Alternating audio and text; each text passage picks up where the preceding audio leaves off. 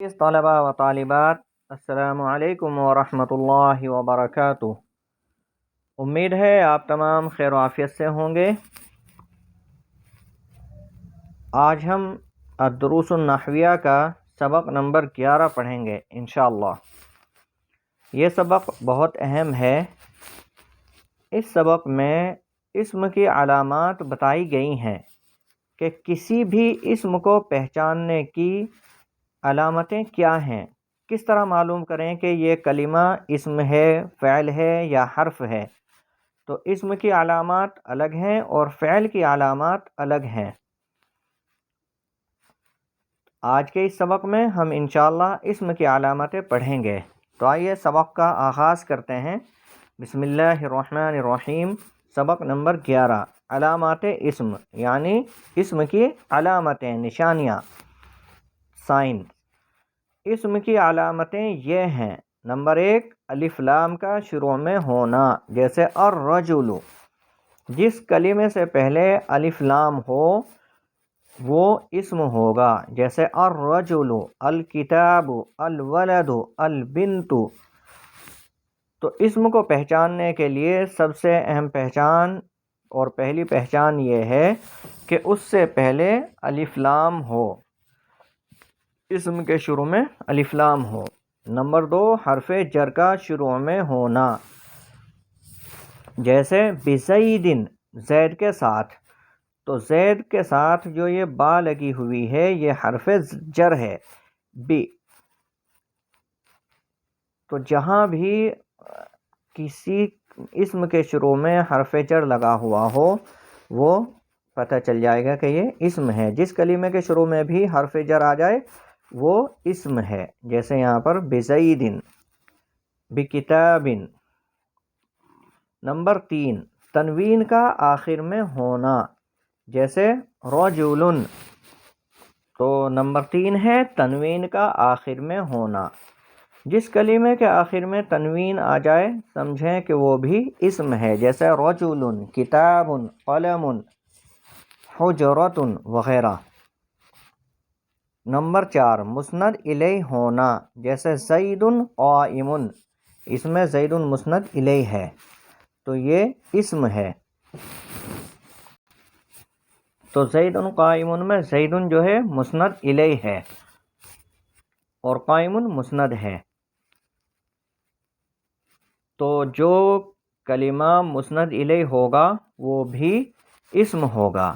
آپ کیونکہ گزشتہ اسباق میں پڑھ چکے ہیں کہ فعل مسند نہیں ہوتا ہے، اس کا مطلب فعل جو ہے مسند ہوتا ہے، مسند الیہ نہیں ہوتا، اور اسم مسند اور مسند الیہ دونوں بن سکتا ہے۔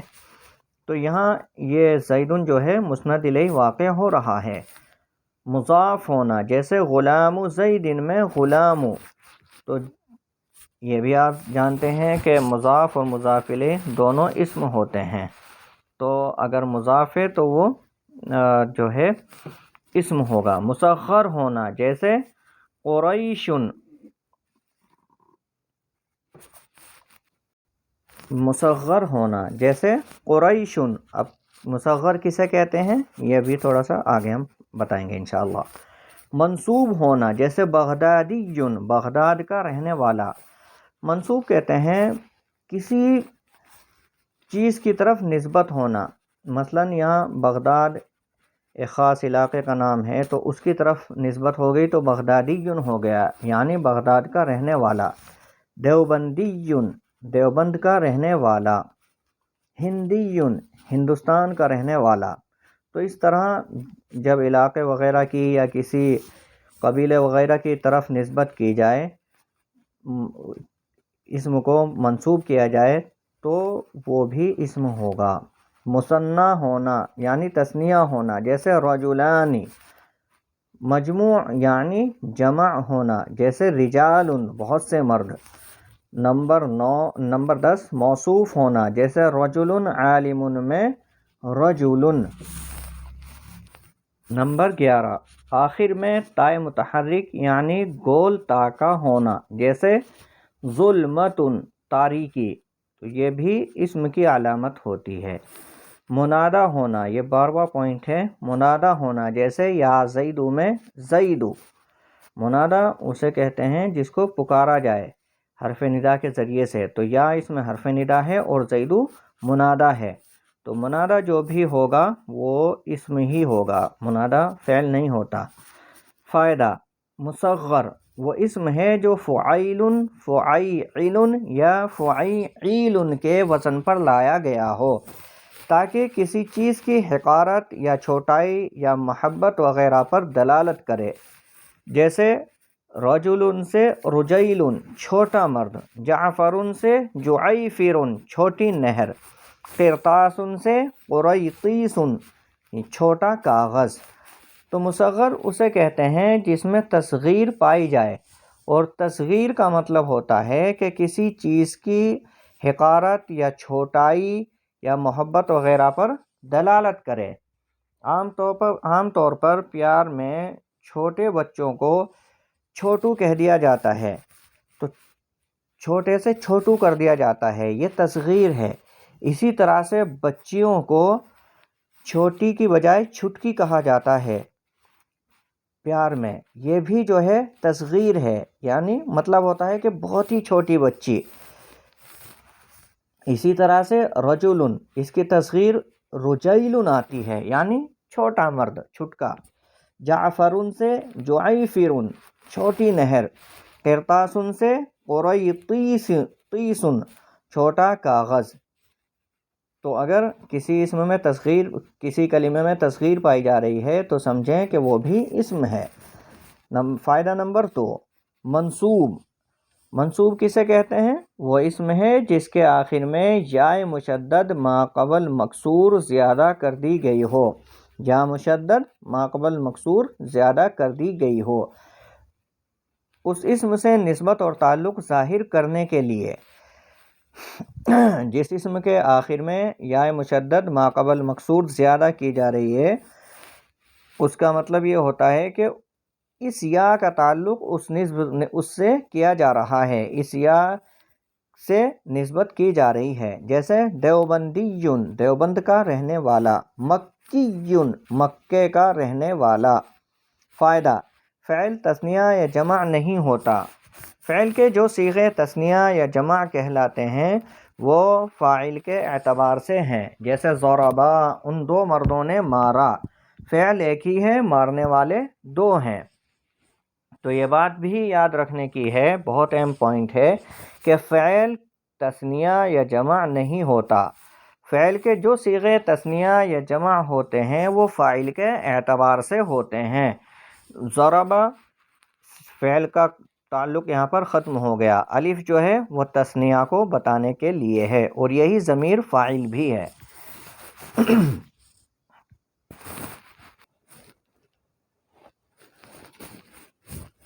تمرین، مندرجہ ذیل جملوں کی ترکیب اور علامت اسم متعین کریں۔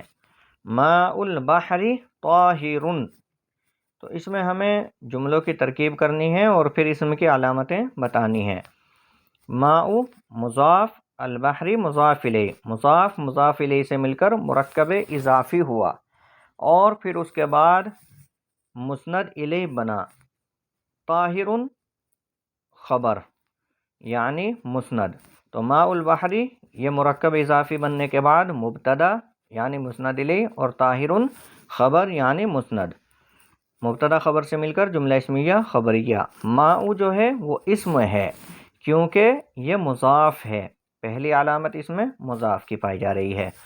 البحری یہ بھی اسم ہے کیونکہ اس میں الف لام ہے، اور پھر دوسری وجہ یہی ہے کہ یہ مضاف الیہ ہے۔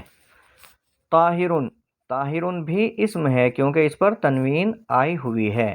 ایک اور بات یاد رکھیں گے کہ بعض ترکیب میں بعض اسماء ایسے ہوتے ہیں جن میں اسم کی علامتوں میں سے بیک وقت کئی علامتیں بھی پائی جا رہی ہوتی ہیں، انہیں آپ خود سمجھیں گے۔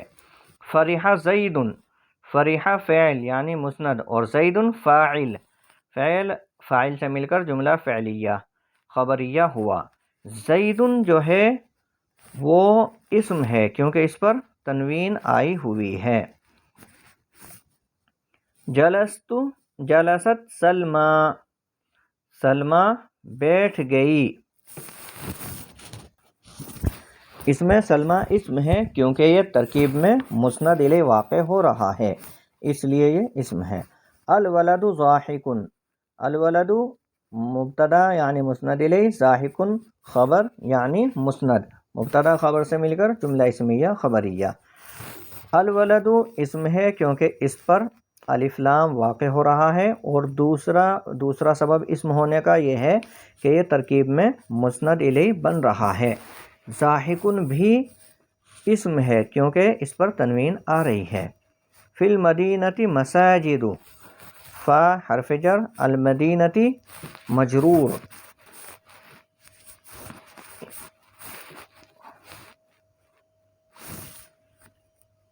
فا حرف جر، المدینۃ مجرور۔ تو المدینہ جو ہے وہ اسم ہے، پہلی وجہ یہ ہے کہ اس سے پہلے حرف جر آیا ہوا ہے، دوسری وجہ یہ ہے کہ اس سے پہلے الف لام ہے، یعنی اس اسم پر الف لام واقع ہو رہا ہے، اس لیے یہ اسم ہے۔ مساجد، مساجد بھی اسم ہے کیونکہ یہاں یہ ترکیب میں مسند الیہ واقع ہو رہا ہے۔ فا حرف جر، المدینۃ مجرور، جار مجرور سے مل کر متعلق ہوگا، پھر اس کے بعد مساجد جو ہے وہ مسند الیہ بنے گا۔ باقی ترکیب آپ بعد میں دیکھ سکتے ہیں۔ المسجد الجامع کبیر،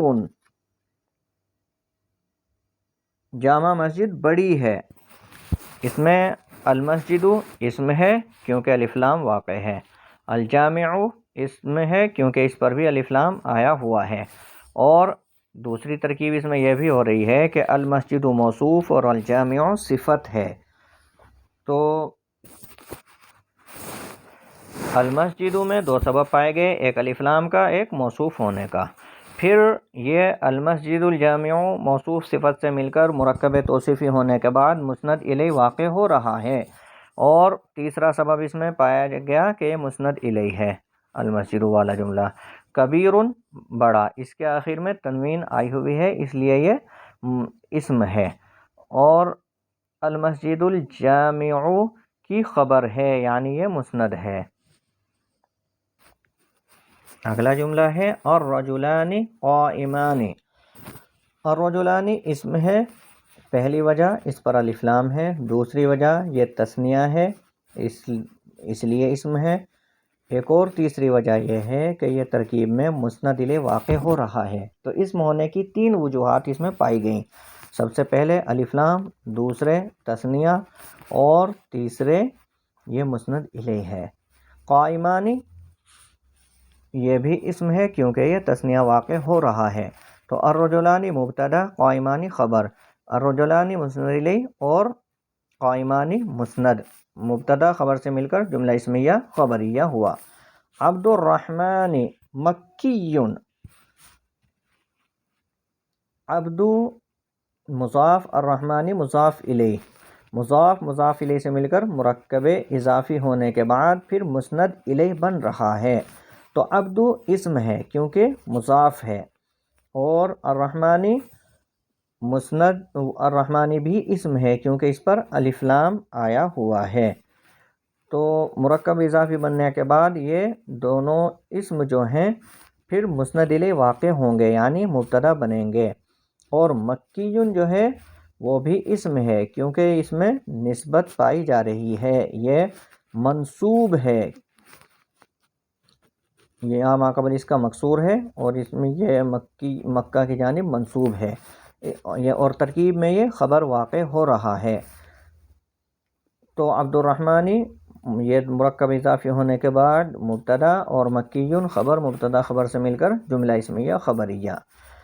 نویں جملے کی ترکیب کو صاحب کتاب منع کر رہے ہیں، اسی طرح سے پانچویں جملے کی ترکیب کو بھی صاحب کتاب نے منع کیا ہے، اس لیے اس کی ترکیب ہم چھوڑ رہے ہیں۔ نبیل ولد فرح، نبیل ایسا لڑکا ہے جو خوش ہوا۔ تو نبیل جو ہے وہ اسم ہے کیونکہ اس پر تنوین ہے، ولد بھی اسم ہے کیونکہ اس پر بھی تنوین ہے۔ دوسری وجہ یہ ہے کہ نبیل موصوف ہے اور ولد اس کی صفت ہے، تو نبیل میں دو سبب پائے گئے، ایک تنوین کا، اور دوسری وجہ اسم ہونے کی یہ ہے کہ نبیل جو ہے وہ موصوف ہے، تو موصوف صفت سے مل کر مرکب توصیفی ہوا، اور مرکب توصیفی ہونے کے بعد پھر یہ مرکب ترکیب میں مسند الیہ واقع ہو رہا ہے، اور فریحہ فعل ہے تو یہ مسند ہے، تو فریحہ فعل اور اس میں ہوا ضمیر مستتر ہے، چھپی ہوئی ہے، وہ اس کا فاعل بنی، فعل فاعل سے مل کر جملہ فعلیہ خبریہ ہوا، اور پھر اس کے بعد یہ مسند بنا نبیل ولدن کا، تو نبیل ولدن مبتدا یعنی مسند الیہ، اور فریحہ خبر یعنی مسند مبتدا خبر سے مل کر جملہ اسمیہ خبریہ ہوا۔ چلیے یہیں پر ہم اپنی کلاس کا اختتام کرتے ہیں، انشاءاللہ پھر ایک نئے درس کے ساتھ آپ سے ملاقات ہوگی۔ تب تک آپ اپنا خیال رکھیے، اپنی خصوصی دعاؤں میں ہمیں یاد رکھیے۔ درس کو سمجھنے میں کوئی دشواری پیش آتی ہے تو آپ ہمیں کمنٹ کر کے بتائیے، انشاءاللہ آپ کے اشکالات کو دور کیا جائے گا۔ السلام علیکم ورحمۃ اللہ وبرکاتہ۔